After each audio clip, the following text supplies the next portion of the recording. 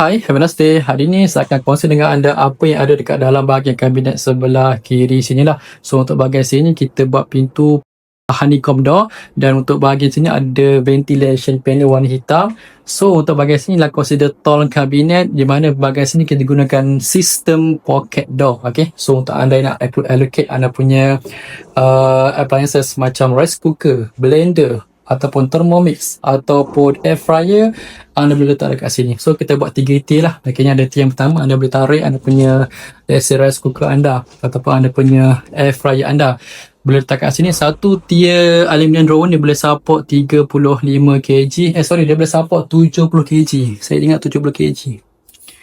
Ada 70 kg, tak 70 kg tu. 70 kg sangat heavy duty, dan ada fungsi soft closing untuk setiap runner dekat bahagian bawah sini. Dan bukan itu saja, dekat bahagian bawah ni kita lengkapi dengan satu layer drawer lah. Let's say kalau anda letak anda punya kuali ke periuk ke apa, sebelum anda guna untuk memasak. Okay, so ni ada fungsi soft closing juga. Dan untuk bahagian atas ni sama juga kita buat pocket door area. So anda boleh tolak ke dalam saja macam ni. Ni pun sama juga, boleh buka dan tolak ke dalam sahaja. Ni untuk pocket door punya area lah. Okay, dan sama juga kita buat satu lagi pull out aluminium tray.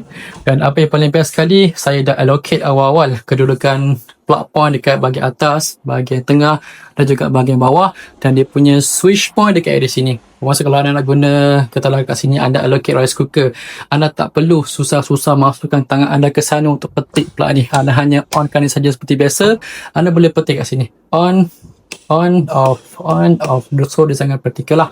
Dan untuk pocket door ni seperti biasa, anda boleh tutup macam biasa, tolak ke dalam simpan macam ni, tarik macam ni dan tolak macam ni. Okay, kemudian anda boleh tarik yang sebelah sini pula, tolak ke sini, dan tarik yang sini pula, simpan dekat bahagian sini.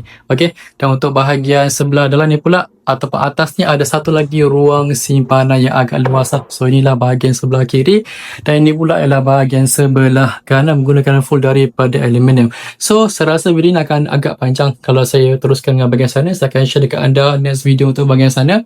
Dan untuk bahagian hinges menggunakan fungsi soft closing. Okay, so saya rasa itu saja daripada saya. Hopefully anda dapat sesuatu. Untuk bagi cek kabinet aluminium, anda boleh kontak saya ataupun anda boleh kontak mana-mana saja wakil Beno Kitchen yang berdekatan dengan anda. Itu saja daripada saya. Have a good day. Bye.